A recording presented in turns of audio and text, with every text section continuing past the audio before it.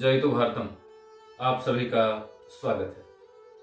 वे 48 घंटे के पिछले भाग में हम बात कर रहे थे डॉक्टर सईदा दीप की और क्रिकेट की, यानी पिछले भाग का आलेख जो था वो था हमारा विभाजन और क्रिकेट।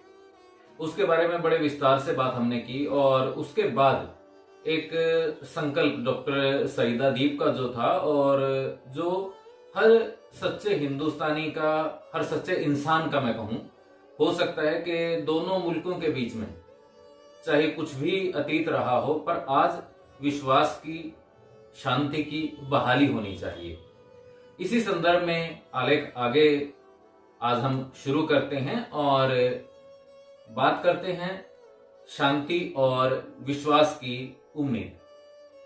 आइए शुरू करते हैं। विश्वास के कवायद के संबंध में होने वाली वार्ताओं के संदर्भ में गुलजार की छोटी सी कविता जहन में कुल बुलाने लगी है। आंखों को वीजा नहीं लगता, सपनों की सरहद होती नहीं, बंद आंखों से रोज मैं सरहद पार चला जाता हूं। मिलने मेहंदी हसन से सुनता हूं उनकी आवाज को चोट लगी है, अब कहते हैं सूख गए हैं फूल किताबों में। कुछ दिन पूर्व एक बुजुर्ग का खत आया था, लिखा था, अब हम गिनती के लोग ही बचे हैं जो भारत पाक विभाजन के चश्मदीद गवाह हैं। हमारी गवाही हमारे जीते जी कलमबंद क्यों नहीं हो सकती। गत दिवस इंटरनेट पर सर्फिंग करते समय उस एशियाई संस्था पर नजर पड़ी जिसने एक क्षमा याचना मुहिम चलाई थी। इस मुहिम के तहत अगस्त 1947 में विभाजन के समय हुए हिंदू मुस्लिम दंगे में बचे लोगों व उनके परिवारों से दोनों देशों की जनता द्वारा क्षमा याचना करने का आग्रह था। अमेरिका में गठित the association for communal harmony in Asia नामक इस संस्था के अभियान में शिरकत करते हुए सैकड़ों लोगों ने दंगों में मरे हिंदुओं और मुसलमानों के परिवारों से उस विभीषिका के लिए क्षमा याचना की थी। उसमें लगभग 10 लाख से ज्यादा बूढ़े, बच्चे, जवान मारे गए थे और लगभग 2.5 करोड़, जो आंकड़ा आज तक भी तय नहीं हो पाया है, लोगों को इधर से उधर और उधर से इधर उजड़कर जाना पड़ा था। बहरहाल घावों और मरहम के उन सभी किस्सों को याद करने का मौसम अब नहीं रहा। 23 मार्च को हर वर्ष हमारा पूरा सियासी परिवेश शहीद भगत सिंह को भुनाने की कवायद में व्यस्त रहता है, मगर हमारे देश या परिवेश में कोई भी कद्दावर नेता कभी भी लायलपुर के उस गांव चक नंबर 105 की मिट्टी को प्रणाम करने नहीं गया जहां शहीद भगत सिंह ने पहली बार आंख खोली थी। इनमें से शायद किसी ने भी उस स्थान पर जाकर न तो एक फूल चढ़ाया, न एक चिराग रोशन किया जहां शहीद ने अंतिम सांस ली थी।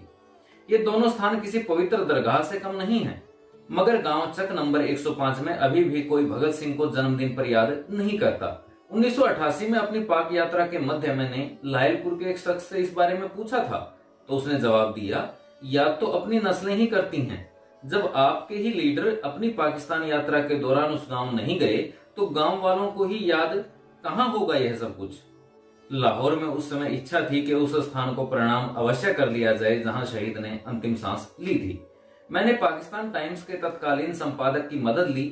उन्होंने एक रिपोर्टर को साथ भेजा, वह चौक दिखाने के लिए जो कभी लाहौर सेंट्रल जेल का फांसी स्थल था। सड़कें चौड़ी करने के लिए जेल का वह भाग जो बाजार में शामिल किया गया था, उसमें वह फांसी स्थल भी था। उस स्थान का नाम शादमा चौक रख दिया गया था।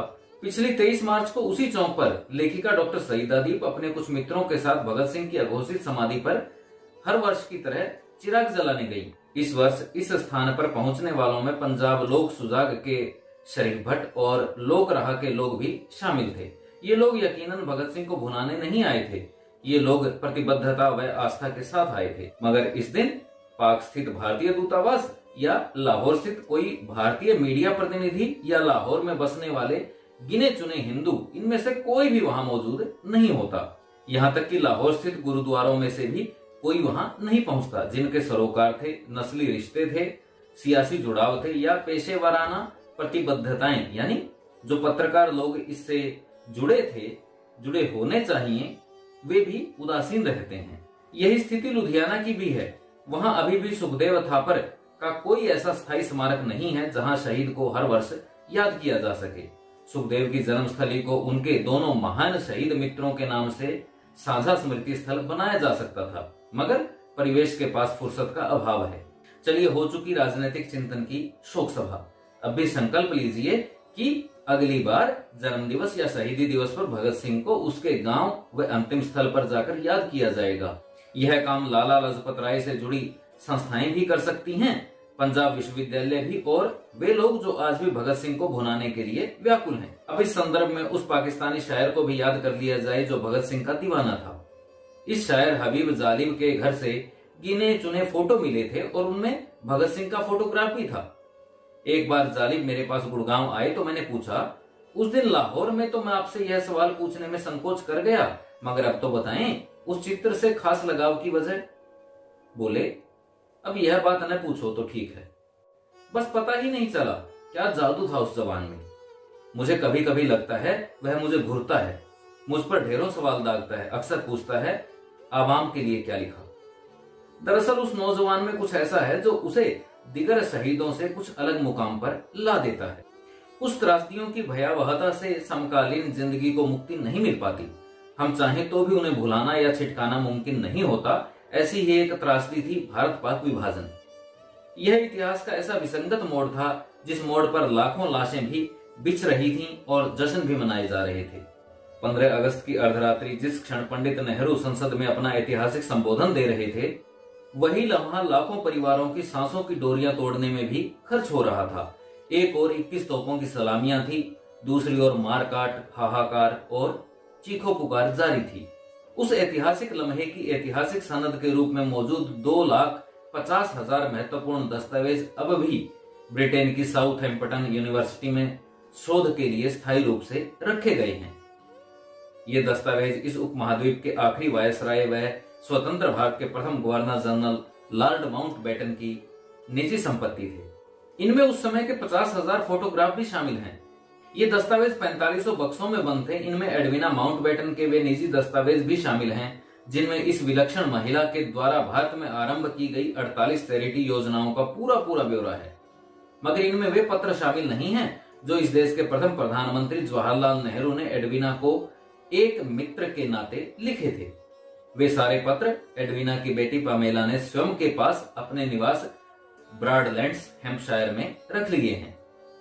वैसे इन पत्रों के कुछ अंश व एडविना नेहरू के संबंधों की चर्चाएं पिछले कुछ वर्षों में बौद्धिक अय्याशी के काम आती रही हैं। इन दस्तावेजों में वे संवाद भी शामिल हैं जो महात्मा गांधी इन्हीं इस्तेमाल शुदा लिफाफों की पीठ पर पेंसिल से तब लिखा करते थे जब वे मौन व्रत पर होते थे। इधर पंजाब हरियाणा में कुछ लोग उस विभाजन विभीषिका में मारे गए लोगों का एक स्मारक स्थापित करने की मुहिम चला रहे हैं, मगर उस काल के घटनाक्रम के चश्मदीद गवाह धीरे धीरे दम तोड़ते जा रहे हैं। उनकी गवाहियां इतिहासकारों व शोधार्थियों के लिए ज्यादा प्रमाणिक सामग्री दे सकती थीं। ऐसे लोगों में भारत के 2 पूर्व प्रधानमंत्री भी शामिल हैं और पाकिस्तान के असंख्य राजनेता व लेखक और कलाकार भी शामिल हैं। बेहतर होता कि स्मृति स्मारक के पैरोकार समकालीन इतिहास के दम तोड़ने वाले बयानों को कलमबंद करते या रिकॉर्ड बंद करवा लेते, ताकि वे स्याह सफेद इबारतें जो फिलहाल कुछ शेष बची शख्सियतों के जहनों, जुबानों या आंखों में कैद हैं, स्थायी प्रमाणिक इतिहास का हिस्सा बन पाती। शायद यह समकालीन इतिहास का सबसे बड़ा आत्मविलाप, आत्ममंथन और कथारिस बन सकता था। साहित्य के क्षेत्र में उस त्रासदी का जीवंत चित्रण मंटो, खुशवंत सिंह, यशपाल, भीष्म साहनी व अमृता प्रीतम ने दिया है। उसके लिए समकालीन साहित्य को उनका ऋणी तो रहना ही होगा, मगर इस दिशा में भारत पाक के बुद्धिजीवियों, लेखकों, विचारकों, पत्रकारों व ईमानदार राजनेताओं को एक साझा प्रामाणिक प्रयास भी करना होगा। तभी इस त्रासदी का शायद विधि पूर्वक पिंडदान हो सकेगा। तो ये तो था वे 48 घंटे में हमारा आज का आलेख। अगले आलेख के साथ आपसे फिर रूबरू होंगे। अनुमति दीजिए। नमस्कार।